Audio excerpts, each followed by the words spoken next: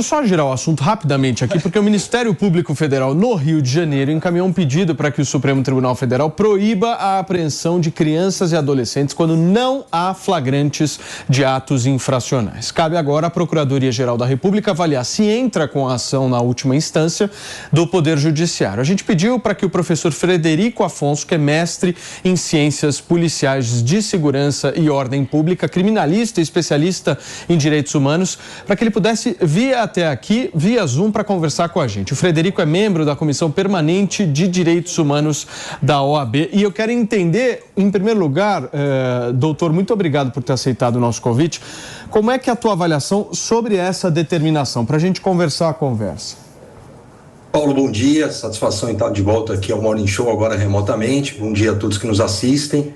Vamos lá, primeira questão é a retórica, né? A juíza da primeira vara da infância e da juventude do idoso do Rio de Janeiro, na comarca da capital, ela então proibiu a apreensão de adolescentes, tendo em vista o início da Operação Verão, aí deflagrada pela Secretaria de Segurança Pública com as polícias.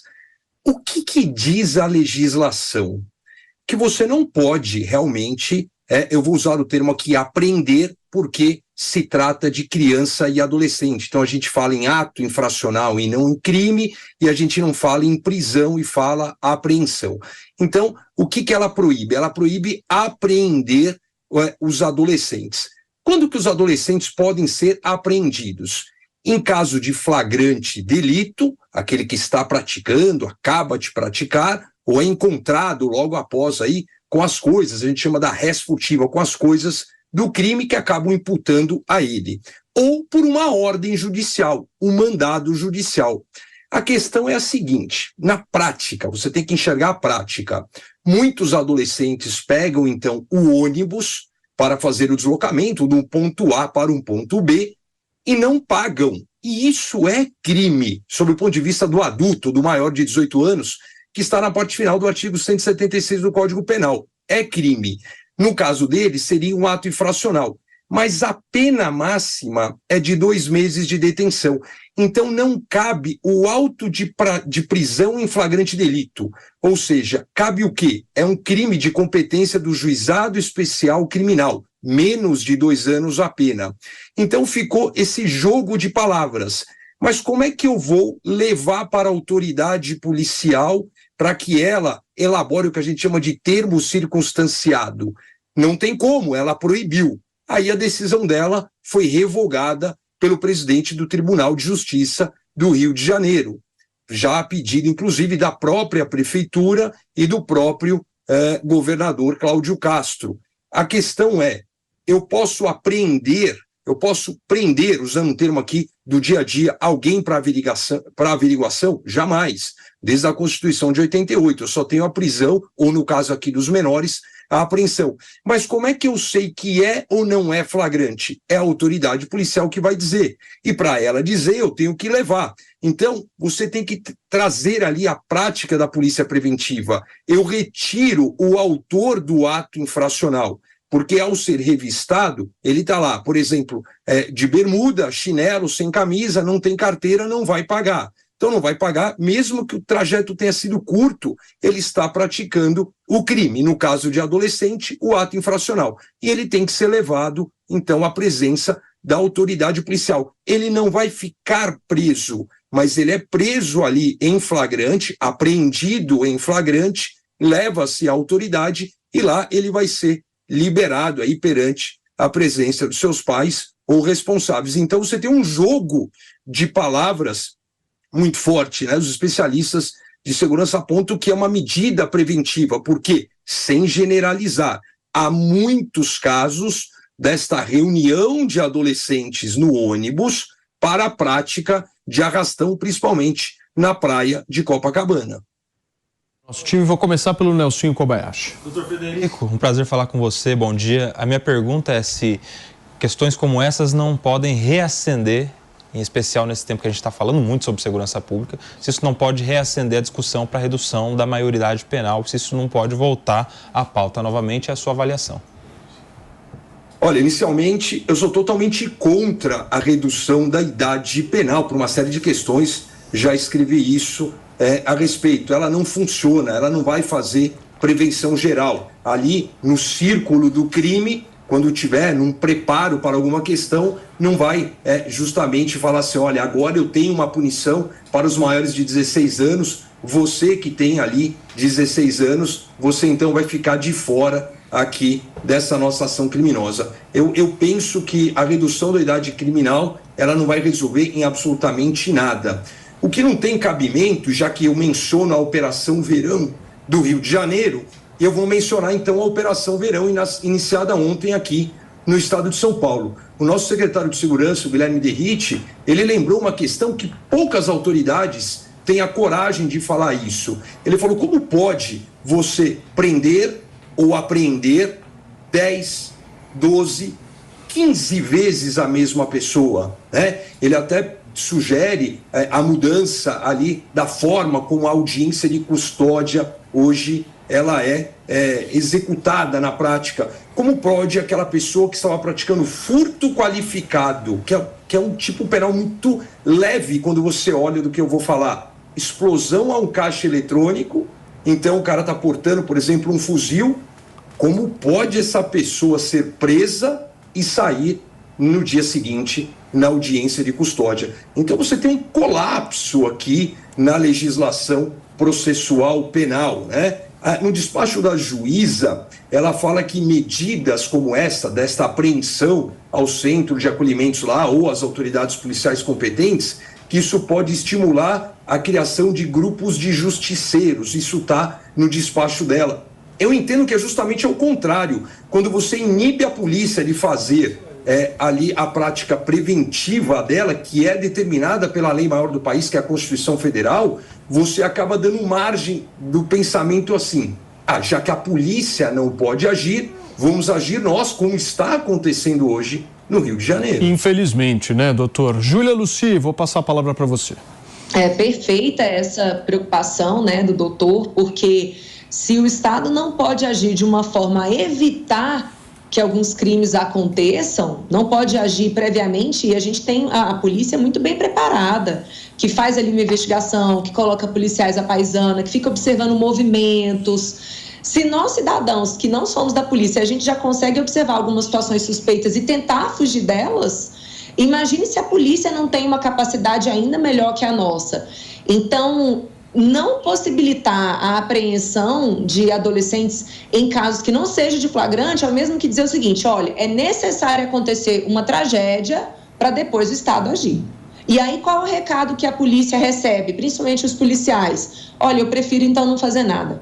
Inclusive, esse já é um grande incentivo que muitos policiais têm hoje, porque se você não pode algemar, certo? Se você não pode, às vezes, perseguir as pessoas, então, para que você vai agir? Porque você corre muito mais risco. Então, depois dessa decisão da juíza, a gente viu uma reação muito grande, né? As prefeituras recorreram, os municípios recorreram, e essa discussão hoje está agora no Supremo. Na realidade, já havia sido levada no Supremo por ocasião de um pedido de inconstitucionalidade, declaração de inconstitucionalidade impetrado pelo PL em relação a alguns dispositivos do ECA, né? Estatuto da Criança e do Adolescente, que levanta essa discussão. Tá, eu tenho crianças e adolescentes que estão perambulando na rua.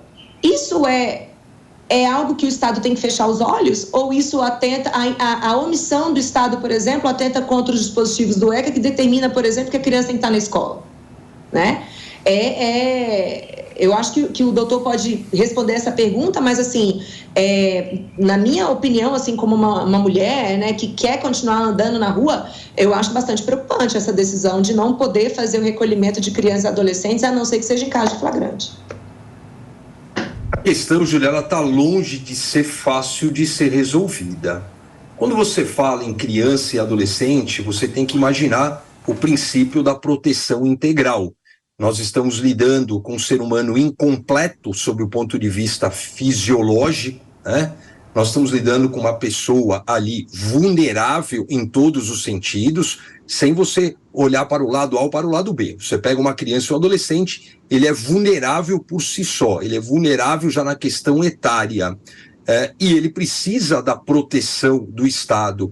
Eu lembro de um juiz aqui no interior de São Paulo, me falha agora a memória da cidade, que ele começou a aplicar o ECA de uma forma tão rigorosa, então ele proibia que adolescentes estivessem à rua depois das 22 ou das 23 horas. Então foram várias decisões ali de primeira instância que deram um resultado que a sociedade ali esperava como tal, mas que em sua maioria depois foram reformadas pelo Tribunal de Justiça aqui de São Paulo, que é considerado bem conservador, né? Hoje a gente tem aqui, entre aspas, até uma briga de jurisprudência entre o Tribunal de Justiça do Estado de São Paulo e o Superior Tribunal de Justiça, que decidiu recentemente, podemos assim dizer, sobre a questão da abordagem policial. Eu tive a oportunidade de coordenar uma obra recente que chama Direitos Humanos, Abordagem Policial e Direitos Humanos, e ali a gente analisa os autores, eu aponto que a abordagem policial preventiva, claro, dentro do devido processo legal, ela não viola nenhum direito humano previsto em nenhuma convenção internacional. O grande problema, e isso aqui é um papo para muito tempo, vou falar aqui talvez seja algo polêmico, né? É que os direitos humanos, historicamente no Brasil, eles foram tomados de assaltos pela esquerda, porque envolve muitas questões dos direitos econômicos, sociais, culturais e ambientais.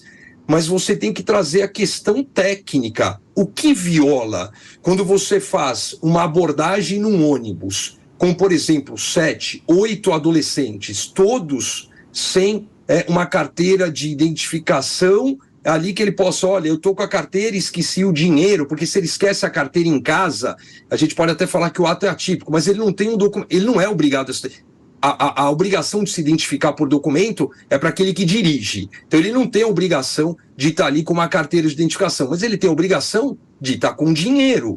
Então ele não está com dinheiro. A polícia para o ônibus, revista ali quem eles entendem dentro de um critério objetivo de fundada suspeita e entende-se que eles devem ser levados justamente por estarem praticando o crime do artigo 176, menor ou menor. Né? Ele pode falar, ele pode ter uma cara de marmanjo ali e falar, eu sou menor, e eu não tenho como identificá-lo ali, já que ele não tem uma identificação, é a palavra dele contra a palavra do agente policial. Então, eu levo todo mundo para a delegacia de polícia. Eu vou produzir ali um termo circunstanciado. Ah, mas nesse meio, trazendo um caso concreto do Rio de Janeiro, foi ali um adolescente que não tinha nada a ver. Mas o que tinha a ver? Ele tinha dinheiro? Ah, eu vou pagar a passagem, eu não estou com eles? Essas medidas coletivas, elas são complexas, né? Quando você pega todo mundo, mas eu não estou com eles. Doutor? Não é fácil mesmo. É um problema extremamente sério aí que a gente precisa saber lidar com isso. Pepe, por favor. Oi, doutor, tudo bem? Bom dia. Eu não gosto dessas soluções eleitoreiras, politiqueiras, né? O que parece que é essa decisão do município do Rio de Janeiro, né? Eu te falo por quê, não é? Ao que parece, não é? Todo tipo de políticas adotadas para o governo em tempo de crise na segurança pública são políticas repressivas. E essa é mais uma política repressiva. E o que eu vejo é que essa política vai trazer mais apartheid social. Eu duvido, por exemplo, que um adolescente de classe média que anda na praia do Rio de Janeiro vai ser pega pela polícia e levado para a delegacia ou para centro de acolhimento. Vai, mais uma vez, ficar nas costas da população mais pobre esse tipo de medida que, no meu entendimento, é autoritária. Você não acha? Não tem outra solução? Temos que ter medidas dessa forma, infelizmente? Vamos lá, Paulo. Primeiro, teve uma operação policial ontem no Rio de Janeiro, a Polícia Civil cumprindo mandados de busca e apreensão e apreendeu vários objetos e alguns adolescentes em condomínios de altíssimo padrão no Rio de Janeiro, envolvendo aí deepfake, envolvendo a criação de fotos das suas colegas, nem posso chamar de colega, né? O cara que pega realmente uma foto e cria ali uma foto dela nua e divulga. Então, assim, deu um exemplo que a polícia, ela não é generalizada como uma segregadora. Teve uma operação ontem, cuja sua essência foi em adolescentes de alto poder aquisitivo e da cor branca. É claro que você tem, Paulo, o copo meio cheio e meio vazio, né? Ah, mas é uma medida segregadora, é uma medida higienista, é uma medida... Primeiro erro, né? tem que fazer um planejamento. A Operação Verão, ela teve um planejamento. Será que a Defensoria Pública foi chamada? Será que algum representante da Vara da Infância e da Juventude foi chamada? Ou essa decisão ela é emanada da juíza sem qualquer tipo de questão? Porque a decisão foi provocada pelo Ministério Público numa ação civil pública, né? O judiciário é inerte. Então o Ministério Público entrou com uma ação e foi provocado. O que disse no despacho o presidente do Tribunal de Justiça? Que as partes envolvidas não foram ouvidas, ou seja, que eu não tive ali a manifestação em relação à decisão da juíza da Prefeitura do Rio, do Estado do Rio de Janeiro. Eu entendo que a questão ela tem que ser resolvida de uma forma a buscar solução, né? Como você falou, em momentos de crise, você busca a repressão. Às vezes eu tenho que ter a força do Estado. O que o Estado ele tem para apresentar? A inteligência, o planejamento, a preparação, mas ele tem que demonstrar força. O cidadão ele espera ter um sentimento e uma sensação de segurança atendida pelo Estado, né? Então, se a juíza proibiu e o Tribunal de Justiça, por meio do seu presidente, revogou a decisão, eu entendo que as partes têm que ir à mesa e sentar para conversar. A Defensoria Pública, o pessoal da Vara da Infância e da Juventude, o Poder Público Municipal, o Poder Público Estadual, o representante da empresa de transporte, que querendo ou não querendo, ele acaba tendo ali um prejuízo, e sentar e justamente buscar uma solução, né? Não dá simplesmente para apontar, agora, e eu concordo, é culpa de todo mundo, não é? Agora, o problema nessa história toda é justamente a sensação, eu acho que no Rio de Janeiro deve ser muito mais forte, mas a gente sente no Brasil inteiro, a sensação de que não há Estado. Essa é a pior sensação possível, ou seja, eu estou sozinho, ninguém vai me proteger, eu não tenho nenhum tipo de aparato ali para que possa, de alguma forma, me causar algum tipo de conforto numa situação dessa, e aí começa a surgir, como vocês bem pontuaram, o sentimento dos justiceiros, que é um negócio que o Brasil vai ter que entender como é que vai lidar no ano que vem em relação a isso, como é que o Estado brasileiro vai trabalhar com esse sentimento, que é um sentimento que está se enraizando nas pessoas cada vez mais, de que não tem Estado, eu estou sozinho aqui e eu preciso me virar. Só falar que os justiceiros são absolutamente criminosos vai resolver? Na minha avaliação, não, maninho. Vai ter que entender o sentimento e o Estado vai começar a ter que agir. Óbvio que a ação deles é absolutamente equivocada e ilegal. Agora, só dizer que é ilegal e continuar fazendo as mesmas coisas que o Estado está fazendo agora não vai resolver absolutamente em nada um problema seríssimo que existe hoje no Brasil, que é o problema principal, acho que de todos. Saúde e educação não estão mais no topo. Agora o Brasil fala de segurança pública e a gente vai ter que entender como é que nós vamos lidar com isso. Doutor Frederico, muito obrigado, meu amigo, pela sua participação aqui no programa de hoje. Valeu, uma bela de uma aula. Um abração para você. Valeu, Paulo. Obrigado a todos. Um abraço. Valeu.